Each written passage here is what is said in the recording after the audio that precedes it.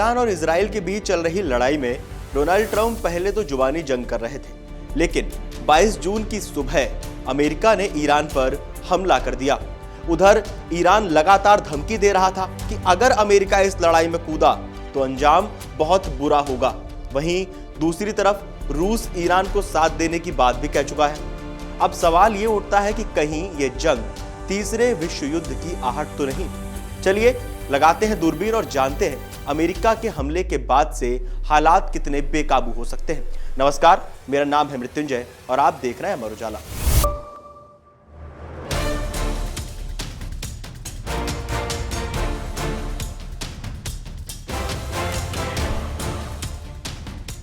America ने Iran के 3 परमाणु केंद्रों पर हवाई हमले किए। इनमें सबसे अहम फोर्डो परमाणु केंद्र था, जिस पर अमेरिका ने बंकर बस्टर बम बरसाए। हालांकि दावा किया जा रहा है कि अमेरिका के हमले से पहले ही ईरान द्वारा फोर्डो परमाणु केंद्र से जरूरी सामान को सुरक्षित जगह पर स्थानांतरित कर दिया गया था। दरअसल 19 और 20 जून की हाई रेजोल्यूशन सैटेलाइट तस्वीरें भी सामने आई हैं, जिनमें साफ दिख रहा है कि फोर्डो परमाणु केंद्र के पास ट्रक की भारी आवाजाही हो रही है। 19 जून को करीब 16 कार्गो ट्रक फोर्डो परमाणु केंद्र के पास खड़े दिखाई दिए। 20 जून को भी कुछ ऐसा ही नजारा दिखाई दिया, जिससे अंदाजा लगाया जा सकता है कि कुछ सामान शिफ्ट किया जा रहा है। हालांकि ये साफ नहीं हो सका कि क्या ईरान परमाणु केंद्र से सारा सामान स्थानांतरित करने में सफल रहा या फिर उसने स्थानांतरित करना शुरू ही किया था और उसी दौरान अमेरिका ने हमला कर दिया। फोर्डो परमाणु केंद्र भूमिगत बना हुआ है और इसे सामान्य मिसाइलों से तबाह करना संभव नहीं था। यही वजह रही कि इजराइल के हमले के बाद भी इस परमाणु केंद्र को ज्यादा नुकसान नहीं पहुंचा था। अब अमेरिका ने अपने खास B-2 स्टील्थ बॉम्बर से बंकर बस्टर बमों से हमला किया है। बंकर बस्टर बम सुरंगों और बंकरों को तबाह करने में इस्तेमाल होते हैं। अमेरिका ने 30,000 पाउंड के 6 बंकर बस्टर बमों को फोर्डो परमाणु केंद्र पर गिराया है, जिससे फोर्डो को भारी नुकसान होने का दावा किया जा रहा है। ट्रंप ने तो फोर्डो के खत्म होने तक का दावा कर दिया है। हमले के बाद अपने बयान में अमेरिकी राष्ट्रपति डोनाल्ड ट्रंप ने कहा कि ईरान के पास अब भी समय है कि वो शांति के रास्ते पर लौटे। उसे ये जंग खत्म करनी होगी। अगर ईरान ने अब भी हमला किया तो हम भी हमला करेंगे। शांति नहीं हुई तो विनाश होगा। अभी सभी लक्ष्यों पर हमले नहीं किए गए हैं। ट्रंप ने कहा, यह जारी नहीं रह सकता। या तो शांति होगी या ईरान के लिए आफत होगी, जो पिछले 8 दिनों में हमारी ओर से देखी गई घटनाओं से कहीं ज्यादा गंभीर है। याद रखें, अभी कई लक्ष्य बचे हुए हैं। आज की रात उन सभी में सबसे कठिन थी और शायद सबसे घातक भी। अगर शांति जल्दी नहीं आती है तो हम सटीकता, गति और कौशल के साथ उन अन्य लक्ष्यों पर हमला करेंगे। ट्रंप की इस धमकी के बाद ईरान के विदेश मंत्री सईद अब्बास अरागची ने ईरान की परमाणु सुविधाओं पर हवाई हमले करने के लिए अमेरिका की निंदा की और इसे अंतर्राष्ट्रीय कानून, संयुक्त राष्ट्र चार्टर और परमाणु अप्रसार संधि यानी NPT का गंभीर उल्लंघन बताया। एक्स पर पोस्ट किए गए कड़े शब्दों वाले बयान में अरागची ने संयुक्त राष्ट्र सुरक्षा परिषद के स्थायी सदस्य अमेरिका पर शांतिपूर्ण परमाणु प्रतिष्ठानों को निशाना बनाकर आपराधिक व्यवहार करने का आरोप लगाया। ईरानी विदेश मंत्री ने एक पोस्ट में कहा, आज सुबह की घटनाएं अपमानजनक हैं। इसके अनंत परिणाम होंगे। संयुक्त राष्ट्र के प्रत्येक सदस्य को इस बेहद खतरनाक, कानून विरोधी और आपराधिक व्यवहार से चिंतित होना चाहिए।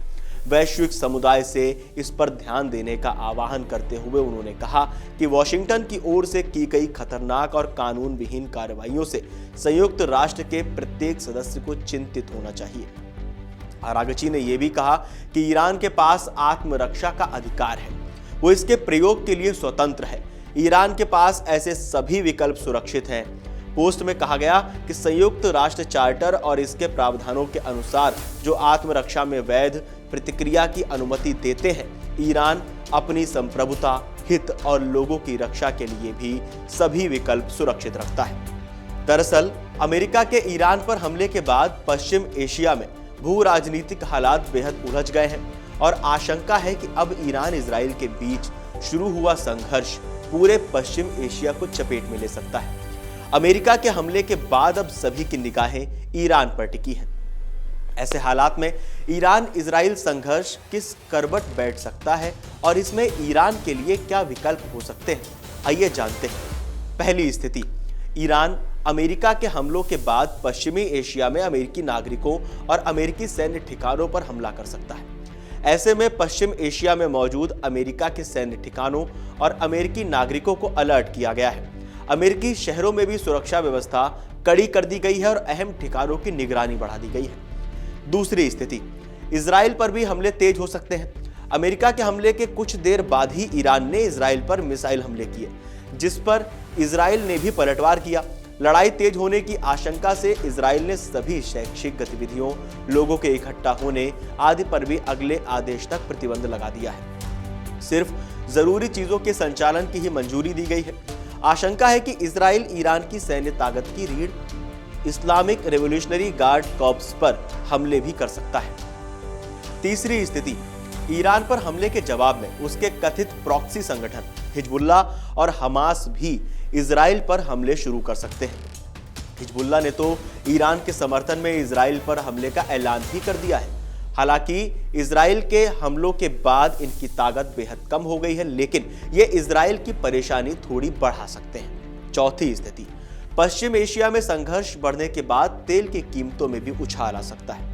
दरअसल ईरान ने धमकी दी थी कि अगर लड़ाई में अमेरिका शामिल हुआ तो वे होर्मुज जलडमरू मध्य में व्यापारिक जहाजों की आवाजाही को बाधित कर देंगे। साथ ही ईरान के समर्थन में हुती विद्रोही भी लाल सागर में व्यापारिक जहाजों पर हमले कर सकते हैं। अगर ऐसा होता है तो इसका पूरी दुनिया पर असर पड़ेगा। पांचवी स्थिति, रूस और चीन ने हाल ही में ईरान और इजराइल से एक दूसरे पर हमले बंद करने की अपील की थी, लेकिन साथ ही कूटनीतिक तौर पर ईरान का समर्थन किया था। रूसी राष्ट्रपति पुतिन ने तो अमेरिका को चेतावनी भी दे दी थी और ईरान पर हमले ना करने को कहा था। चीन ने भी अमेरिका पर संघर्ष को बढ़ावा देने का आरोप लगाया था। ऐसे में अब रूस और चीन के अगले कदम पर भी सभी की निगाहें हैं। अब सवाल ये उठता है कि अगर ईरान का साथ कौन कौन देश दे सकता है। हालांकि रूस और चीन पहले से बयान दे चुके हैं। अगर रूस और चीन साथ आ जाते हैं ईरान के, अमेरिका और इजराइल एक तरफ हो जाता है, तो ये जो लड़ाई है ईरान और इजराइल की,